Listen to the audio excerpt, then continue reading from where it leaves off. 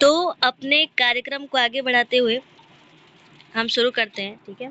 तो हमने last video में ये 3 क्वेश्चंस कर लिए थे, याद है ना?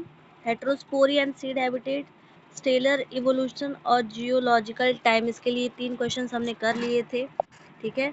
और अब जो है हमारा क्वेश्चन है टाइप्स ऑफ फॉसिल्स, ठीक है। ये क्वेश्चन बचा हुआ है। Then anomalous secondary growth, meristematic tissues, apomixis और पॉलीएम्ब्रॉनी। ये मतलब बहुत छोटे छोटे टॉपिक्स है, लेकिन यार इम्पॉर्टेंट है क्योंकि 4 मार्क्स में क्वेश्चन पूछा है यार। 4 मार्क्स कम नहीं होते हैं। और टोटल 5 हमें क्वेश्चंस करने, लेकिन हम 8 के 8 डिस्कस कर रहे, क्या पता इनमें से कोई आ जाए रिपीटेड क्वेश्चंस, ठीक है। तो स्टार्ट करते हैं। तो टाइप्स ऑफ फॉसिल्स में जो सबसे पहला है इम्प्रेशन फॉसिल्स, ठीक है। क्या है सबसे पहला? क्या है हमारा? इम्प्रेशन फॉसिल्स है।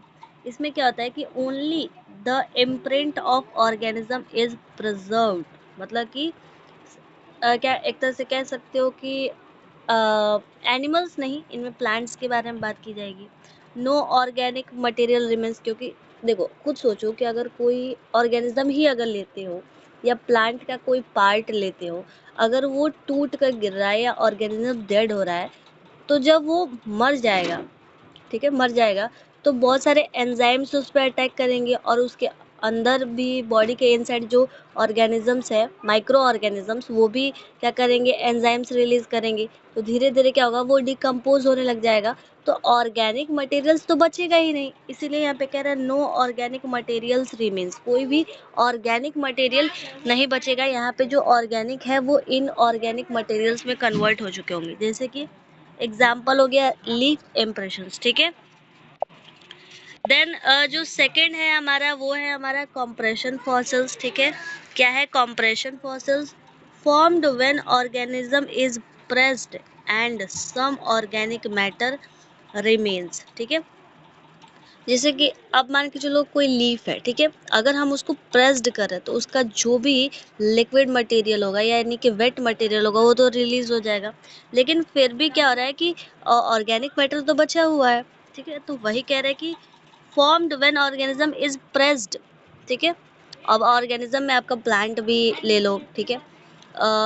देन उस या फिर मान के चलो कोई चूहा है, अब वो पिछुट्टा गया है, जैसे रास्ते में चल रहा है, कोई गाड़ी ही उस पर चढ़ गई है तो पिछुट्टा गया, तो ऐसा थोड़ी ना कि उसका सारा ऑर्गेनिक मटेरियल खत्म हो गया है। तो यानी कि ऑर्गेनिक मटेरियल बचा तो है ना। तो वही कह रहे हैं कि कुछ ऑर्गेनिक मटेरियल्स बचे होने चाहिए, और ये ज़्यादा डिटेल्स में होता है देन इम्प्रेशन, ठीक है। क्योंकि इम्प्रेशन में क्या हो रहा था कि ऑर्गेनिक मटेरियल सारा ही खत्म हो रहा था, वो सिर्फ उसमें इनऑर्गेनिक पार्ट ही बच रहे थे। तीसरा है कास्ट फॉसिल। अब जाति का फॉसिल नहीं है कि इस फॉसिल की जाति क्या है, ऐसा नहीं। यहाँ पे ध्यान से देखो, form when original organisms decay, decay मतलब सड़ना गलना होता है, and leaves a cavity which later fills in minerals, मतलब कि जब वो मिनरल्स में कन्वर्ट हो जाते हैं। The filled structure is called cast, उसी को हम क्या कह रहे हैं? कास्ट, उसका टर्म दिया गया है, ठीक है। दूसरा मतलब जो नेक्स्ट है मोल्ड फॉसिल है। मोल्ड फॉसिल क्या होता है? तो hollow impressions left after the organisms, ठीक है। इस ये भी देखो एक तरह से देखे जाए ना, हर एक टर्म्स को बस हमें याद रखना है और इसके थोड़े से मतलब, बाकी सारी चीज़ें वही है कि इम्प्रेशन कैसा है, डीके सड़े सड़े गले चीज़ से मिलते हैं, ठीक है। It is the negative image of the organism, ये ऑर्गेनिज्म की एक नेगेटिव इमेज को भी क्रिएट कर रहा है। पांचवा है पेट्रीफाइड। पेट्रीफाइड मतलब पर मिनरलाइज्ड फॉसिल्स, ठीक है, यानी जो मिनरल्स हैं रिप्लेस्ड द ओरिजिनल टिश्यू, ठीक है। मिनरल्स रिप्लेस हो जाते हैं the original tissues. Hard parts like bones या वुड, ये टर्न हो जाते हैं स्टोन में। जैसे कि आपने देखा होगा कि 2 प्रकार के कोयले होते हैं, एक लकड़ी जो जलती है तो उससे जो कोयला होता है उसका हार्डनेस, और जो बड़े बड़े चट्टान जैसे पत्थर होते हैं, कोयले होते हैं, उनका हार्डनेस मेजर करोगे तो वो जो दूसरे वाले कोयले हैं वो काफ़ी ज़्यादा मजबूत होते हैं, जिसे उसको पथरीला कोयला भी कहते हैं। तो असल में वो क्या होते हैं? ऑर्गेनिजम्स के ही बने होते हैं, सड़े गले जो ऑर्गेनिजम्स हैं उन्हीं से बहुत सालों तक उसमें रिएक्शंस होते रहते हैं, प्रोसेस होते रहते हैं, तो बनते हैं, ठीक है। इसीलिए इनको क्या कहते हैं, पेट्रिफाइड कहते हैं, ठीक है। पेट्रिफाइड फॉसिल्स कहते हैं, और एग्जांपल में पेट्रिफाइड वुड लिख लो, या सम ऑर्गेनिजम्स बोन, ठीक है, हड्डियां। एम्बर फॉसिल्स, अब देखो एम्बर का मतलब होता है रेजिन्स। रेजिन एक तरह का ग्लू होता है, मतलब ये आपने पहले भी पढ़ा होगा इकोनॉमिक्स इम्पोर्टेंस ऑफ जिम्नोस्पर्म्स में, ठीक है। तो एम्बर क्या होता है, organisms trapped in tree resins. आपने देखा होगा ना कि जैसे कि कुछ ऐसे प्लांट होते हैं या पेड़ होते हैं, उनको काटने पे या उनकी पत्तियों को तोड़ने पे एक वाइट कलर का मटेरियल निकलता है, लोग कहते हैं ये दूध निकल रहा है, तो भाई वो पीने वाला नहीं है, असल में वो रेजिन्स ही होता है, ठीक है। विच हार्डनेस इनटू एम्बर, और वो बाद में चल के क्या करते हैं, इनका मतलब यूज होता है। जैसे कि अगर कोई प्लांट है उसके अंदर ये चीजें पाई जा रही हैं और वो प्लांट डेड कर गया है, तो जो बचा हुआ हिस्सा ना वो कन्वर्ट होते रहता है, क्योंकि रिएक्शंस तो होती ही रहेंगी। Mostly insect preserved in details, ठीक है। सातवां है अनएल्टर्ड फॉसिल्स। अनएल्टर्ड फॉसिल्स क्या होते हैं कि जो ओरिजिनल है, original remains preserved without changes, बिना किसी चेंजेस के ही क्या किया गया, उसको रखा गया। जैसे कि आपने देखा होगा कि बायोलॉजिकल लैब में या जूलॉजी के लैब में क्या होता है कि कुछ ऑर्गेनिजम्स को, जैसे स्नेक हो गया, कुछ इनवर्टिब्रेट्स हो गए, उनको एक सोल्यूशन के अंदर प्रिजर्व करके रखा जाता है। तो फाउंड इन आइस, तार में भी या ड्राई इन्वायरमेंट में भी, ठीक है। वो तो लैब में रखा गया, लेकिन बहुत सारे ऐसे होते हैं, जैसे एग्जांपल में फ्रोजन मैमथ, मतलब मैमथ हाथी ही है बहुत टाइम पहले, और ये कहीं मिला भी हुआ था रिसर्च में, इसीलिए इसको भी कहा गया कि कुछ ऐसे फॉसिल्स होते हैं जो बर्फ में जम चुके हैं, ठीक है। आठवां है ट्रेस फॉसिल, यानी कि एक्नो फॉसिल्स। ये क्या होता है, evidence of organisms activity, not the organisms itself. जैसे कि मान के चलो कोई बहुत सा, जैसे मैमथ ही है, आज के टाइम में वो है ही नहीं, तो अगर उस टाइम पे अगर प्रेजेंट होगा तो उसके अगर सर्च की गई तो वहाँ पे कहीं ना कहीं क्या पता उसके फुटप्रिंट मिले होंगे, ठीक है। या फिर मान के चलो उनकी पॉटी मिली होगी, ठीक है, होता है ना कि बच जाते हैं। वैसे ही तो एग्जाम्पल के तौर पे क्या है, फुटप्रिंट्स हैं उनके जी, या फिर कोई ऐसा जानवर है जो कि बिल में रहता था या गुफाओं में रहता था, लेकिन आज के टाइम में वो एग्जिस्ट नहीं करता है, तो वो भी है। अब जो सेकंड क्वेश्चन है वो क्या है हमारा, एनामोलर सेकेंडरी ग्रोथ इन निक्टेंथस, ठीक है। निक्टेंथस के बारे में हम आज बात करने वाले हैं। तो ये क्या होता है, anomalous secondary growth is the deviation from normal secondary growth where unusual patterns of vascular tissues formation occur. मतलब कि एक तरह से देखा जाए कि नॉर्मली जो प्लांट्स होते हैं, जो डाइकॉट है या जिम्नोस्पर्म है, जो सेकेंडरी ग्रोथ दिखा रहे हैं उनसे अलग कुछ एडवांस में या कुछ एक ही चीज़ को अलग तरीके से दिखाना ही क्या है, एक तरह से एनामोलस सेकेंडरी ग्रोथ है, ठीक है। तो अब इसके की फीचर्स के बारे में बात करेंगे, जैसे कि फॉर्मेशन ऑफ सक्सेसिव कैम्बिया, यानी कैम्बियम प्रेजेंट है instead of a single continuous layer. कैसा है, कंटिन्यूअस वेस्कुलर कैम्बियम प्रेजेंट होता है। न्यू कैम्बिया अराइज होते हैं कॉर्टेक्स से, original outside the original cambium. इसका एक डायग्राम भी हम देखेंगे, ताकि क्योंकि इसका डायग्राम काफी ज्यादा इंपॉर्टेंट है, एग्जाम में आता रहता है। मल्टीपल वैस्कुलर रिंग्स इसमें प्रेजेंट होती हैं। वैस्कुलर का मतलब हमने क्या बताया था, जाइलम और फ्लोएम, याद रखना। ईच कैम्बियम प्रोड्यूस करता है सेकेंडरी जाइलम, ठीक है, और सेकेंडरी फ्लोएम। याद रखना, सेकेंडरी फ्लोएम आउटसाइड होगा और जाइलम क्या होगा, इनसाइड होगा। क्योंकि जब भी हम बनाते भी हैं तो जो ऊपर वाला हिस्सा होता है ये फ्लोएम होता है, जो कि आउटसाइड रहता है, और नीचे वाला हिस्सा जाइलम होता है, जो कि अंदर की तरफ होता है, ठीक है। इसे आप याद रख सकते हो। This leads to many concentric, ठीक है, रिंग्स वैस्कुलर। अब जैसे कि यहाँ पर एक रिंग जैसा स्ट्रक्चर है, यहाँ पर ऐसे कुछ प्रेजेंट, ठीक है, वैस्कुलर रिंग्स, ठीक है। तीसरा है कंजक्टिव टिश्यूज फॉर्मेशन, ठीक है, पैरेनकाइमेटस टिश्यूज डेवलप्स होते हैं बिटवीन द वैस्कुलर बंडल। जब वैस्कुलर बंडल यानी जाइलम फ्लोएम के बीच में पैरेनकाइमेटस टिश्यूज डेवलप होंगी, वो कंजक्टिव टिश्यू का फॉर्मेशन करेंगी, और ये जो टिश्यूज होती हैं ये बाकी रिंग से क्या होंगी, डिफरेंट होंगी। चौथा है इरेगुलर अरेंजमेंट होती है, जो वैस्कुलर टिश्यू यानी जो जाइलम फ्लोएम है are not a single uniform ring, मतलब कि एक सिंगल यूनिफॉर्म रिंग में नहीं प्रेजेंट होंगी, वो अलग अलग तरीके से प्रेजेंट होती है। द स्ट्रक्चर अपीयर, और मतलब कि जो उसका स्ट्रक्चर देखने से लगेगा ना कि जो वैस्कुलर बंडल्स है छितराए हुए हैं, ठीक है, यानी स्कैटर्ड है, या कुछ में ऐसा देखेगा कि लेयर्ड है, मतलब एक लेयर के नीचे एक लेयर, एक लेयर के नीचे एक लेयर है, इस तरीके से आपको कुछ दिखेगा arrangement. Because of successive cambia and multiple vascular rings, nyctanthes show करता है एनामोलस यानी कि abnormal secondary growth, unlike the typical dicot stems. ठीक है, अब इसका एक बार डायग्राम भी देख लो ताकि आपको देखो, अगर मान के चलो कि ये सारे टॉपिक्स आप भूल गए जो आपने याद किए थे, लेकिन आपको डायग्राम याद रखेगा इसका, तो आप लिख लोगे और उसी से रिलेटेड देन 2-3 पॉइंट्स भी याद आ जाएंगे तो लिख लोगे आराम से।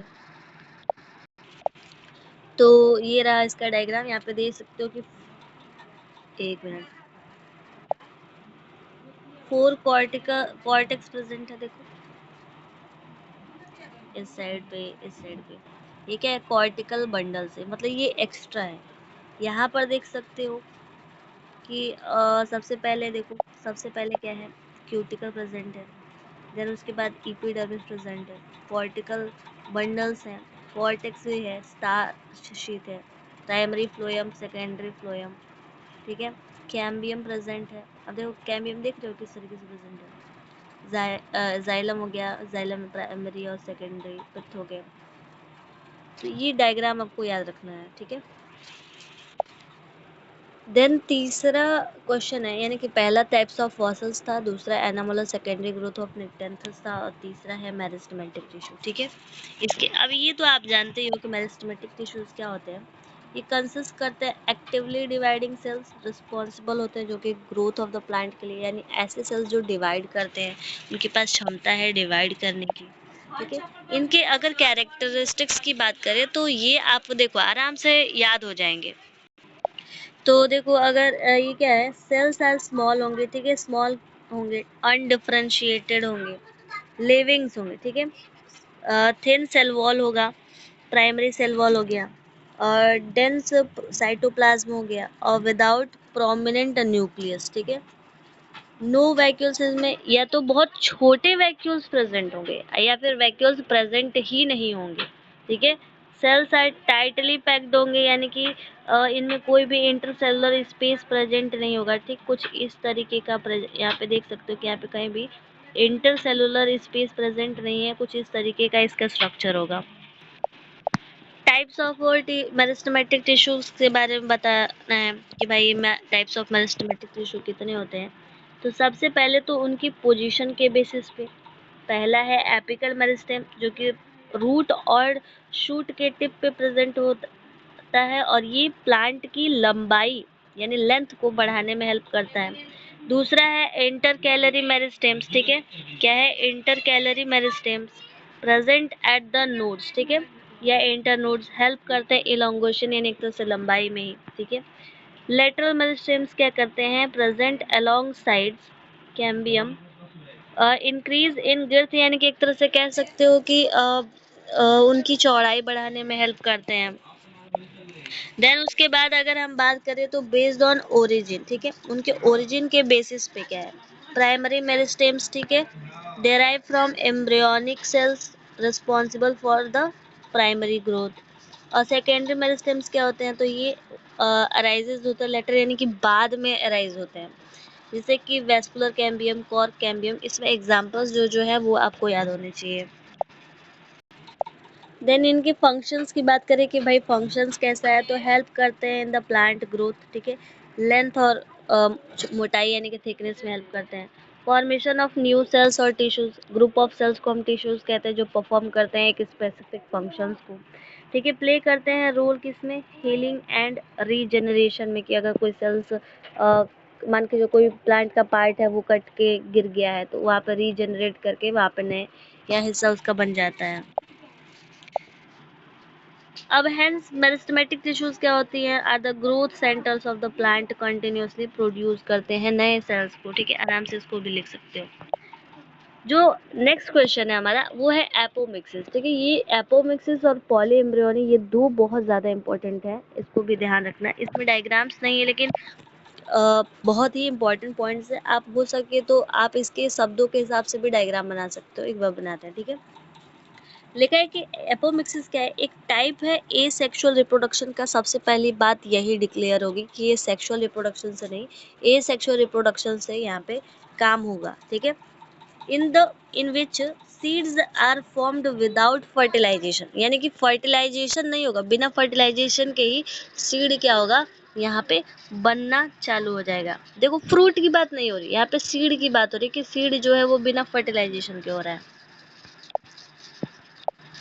इसके की फीचर्स याद रखना कि नो फ्यूजन ऑफ गैमेट्स, यानी कि यहाँ पे सीन गैमी नहीं होगी, यानी कि एक तरह से कह सकते हो जब सीन गैमी नहीं होगी तो आगे चल इनमें डबल फर्टिलाइजेशन का कोई केस ही नहीं आएगा। Embryo develops without meiosis, meiosis का मतलब क्या था, रिडक्शनल डिवीजन, जैसे कि जो गैमेट्स जनरली होते हैं वो मियोसिस से होते हुए जाते हैं, लेकिन यहाँ के जो एम्ब्रियो जो डेवलप हुए हैं वहाँ पे कोई मियोसिस हुई ही नहीं है और ना ही फर्टिलाइजेशन हुआ है। ऑफस्प्रिंग क्या होंगे, जनरली आइडेंटिकल होंगे, यानी कि अगर एक लंबा है तो दूसरा भी लंबा होगा, दूसरे की चौड़ाई अगर 2 सेंटीमीटर है तो मतलब इसकी अगर चौड़ाई 2 सेंटीमीटर है तो इसकी 3 सेंटीमीटर नहीं हो सकती, या 2.1 सेंटीमीटर नहीं हो सकती, इसकी भी उतनी ही होगी, ठीक है। क्लोन का मतलब एकदम आइडेंटिकल, एकदम हूबहू होना है। कॉमन सम जैसे ग्रासेस हो गए, कुछ फ्लावरिंग प्लांट्स हो गए। अब टाइप्स ऑफ एपोमिक्सिस की बात कर ले, टाइप्स ऑफ एपोमिक्सिस की। तो जो पहला है वो है एडवेंटिव एम्ब्रियोनी, ठीक है। अब एडवेंटिव एम्ब्रियोनी का मतलब क्या है, जैसे कि हमने यहाँ पे एक डायग्राम देखा था, ठीक है, जहाँ पर ये क्या बना हुआ है,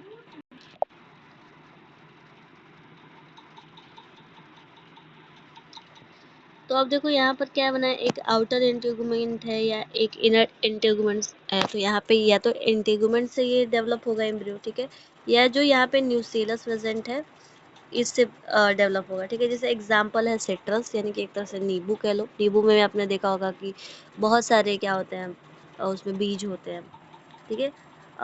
मैंगो हो गया। दूसरा है डाइप्लोस्पोरी, ठीक है। एम्ब्रियो सैक्स डेवलप्स होते हैं from the megaspore mother cells without meiosis, ठीक है। देन तीसरा है एपोस्पोरी। एपोस्पोरी का मतलब क्या है, तो जो एम्ब्रियो सैक होते हैं वो सोमैटिक सेल्स से क्या होंगे, डेवलप होंगे, ठीक है। जैसे कि न्यूसेलस हो गया, न्यूसेलस क्या होते हैं, ये सोमैटिक सेल से ही डेवलप होंगे, और ये मेगा स्पोर से नहीं बनेंगे, जैसे मेगा स्पोर मदर सेल, ठीक है, उससे डेवलप नहीं होंगे, ये डायरेक्ट सोमैटिक सेल्स से यहाँ पर डेवलप होंगे। देन इसके एडवांटेजेस क्या हैं, तो produce true to type plants, मतलब हूबहू वैसे ही प्लांट्स, ठीक है। Useful in agriculture to maintain desirable traits, अपने मनपसंद के डिजायरेबल ट्रेड्स चुन लो। नो नीड टू नो, मतलब पॉलिनेशन का यहाँ पे कोई झंझट ही नहीं है, पॉलिनेशन हो चाहे ना हो, यहाँ पे फ्रूट तो हमें मिल रहा है। यानी कंक्लूजन क्या निकलता है कि जो एपोमिक्सिस है वो इंश्योर करते हैं फूड सीड फॉर्मेशन को, ठीक है, विदाउट फर्टिलाइजेशन, जो हेल्प करते हैं मेंटेनिंग द जेनेटिक प्योरिटी, ठीक है। अब लास्ट जो टॉपिक है ये भी काफ़ी ज़्यादा इंपॉर्टेंट है, पॉली एम्ब्रियोनी। नाम से ही पता चल रहा है बहुत सारे एम्ब्रियो का यहाँ पे कनेक्शन है, जो कहता है कि poly embryony is the phenomenon in which more than one embryo develops inside the single seed, मतलब अगर एक सिंगल सीड है, इसके अंदर एक एम्ब्रियो नहीं बहुत सारे एम्ब्रियो प्रेजेंट होंगे, ठीक है, बहुत सारे embryo. Then types of polyembryony, भाई इनके भी कुछ प्रकार हैं, तो जिससे कि पहला है ट्रू पॉली एम्ब्रियोनी, यानी मल्टीपल एम्ब्रियोज अराइज होते हैं within the same embryo sac, ठीक है, जैसे कि cleavage of zygote in many embryos हो गया। दूसरा है एडवेंटिव, जिसे हमने उसमें भी देखा था एपोमिक्सिस में, ठीक है। तो एडवेंटिव यानी nucellar poly embryony, embryo develop होते हैं न्यूसेलर से या इंट्यूगमेंट से, जो कि सोमैटिक ओरिजिन यहाँ पे मतलब सोमैटिक सेल्स से ही बनते हैं, along the normal zygotic embryo, ठीक है। अब इसके कारण क्या क्या हो सकते हैं, जैसे क्लीवेज या स्प्लिटिंग ऑफ जाइगोट, अगर कोई जाइगोट है इसी को काट दिया गया है। अब ये हो सकता है कि आर्टिफिशियली हो सकता है या फिर नेचुरली भी हो सकता है। Formation of embryo from synergids या एंटीपोडल सेल्स, और डेवलपमेंट ऑफ न्यूसेलर सेल्स, ठीक है। डेवलपमेंट फ्रॉम न्यूसेलर सेल्स, वहाँ से मतलब ये डेवलप होते हैं। इसमें भी जो एग्जांपल्स है वो सिट्रस और एम्ब्रियो हैं, ठीक है। सॉरी, सिट्रस और मैंगो है, नाम याद रखना। इनके सिग्निफिकेंस क्या है भाई? सिग्निफिकेंस जो ये है कि ये प्रोड्यूस करते हैं genetically identical plants in nucellar या polyembryony, useful in plant breeding and maintain करते हैं डिजायरेबल ट्रेड्स, यानी एक तरह से कहा जाए कि एपोमिक्सिस और पॉली एम्ब्रियोनी भाई भाई हैं। पॉली एम्ब्रियोनी एक रिजल्ट है, कैसा रिजल्ट देता है कि multiple embryos in one seed, ठीक है, और इंक्रीज करते हैं chances of survival and useful in agriculture, ठीक है। तो thank you so much, comment में बताना अगर कोई भी डाउट हो तो।